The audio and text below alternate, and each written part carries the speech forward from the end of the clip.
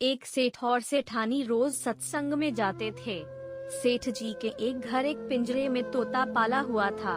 तोता एक दिन पूछता है कि सेठ जी, आप रोज कहाँ जाते हैं? सेठ जी बोले कि सत्संग में ज्ञान सुनने जाते हैं।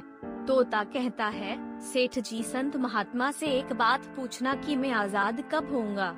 सेठ जी सत्संग खत्म होने के बाद संत से पूछते हैं कि महाराज, हमारे घर जो तोता है उसने पूछा है कि वो आजाद कब होगा? संत जी ऐसा सुनते ही बेहोश होकर गिर जाते हैं। सेठ जी संत की हालत देखकर चुपचाप वहां से निकल जाते हैं। घर आते ही तोता सेठ जी से पूछता है कि सेठ जी संत ने क्या कहा?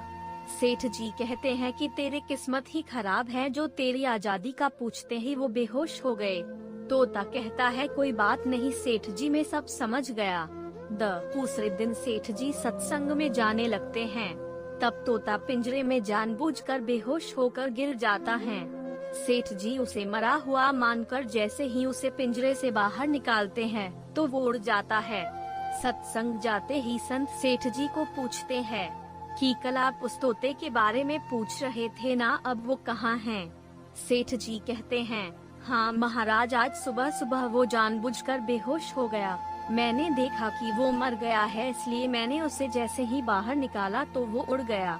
तब संत ने सेठ जी से कहा कि देखो, तुम इतने समय से सत्संग सुनकर भी आज तक सांसारिक मोह माया के पिंजरे में फंसे हुए हो, और उस तोते को देखो बिना सत्संग में आए मेरा एक इशारा समझकर आजाद हो गया। दोस्तों, इस कहानी से तात्पर्य ये है कि हम सत्संग में तो जाते हैं, ज्ञान की बातें करते हैं या सुनते भी हैं, पर हमारा मन हमेशा सांसारिक बातों में ही उलझा रहता है। सत्संग में भी हम सिर्फ उन बातों को पसंद करते हैं जिसमें हमारा स्वार्थ सिद्ध होता है, जबकि सत्संग जाकर हमें सत्य को स्वीकार कर सभी बातों को महत्व देना चाहिए, और जिस असत्य, झूठ और अहंकार को हम धारण किए हुए हैं उसे साहस के साथ मन से उतार कर सत्य को स्वीकार करना चाहिए।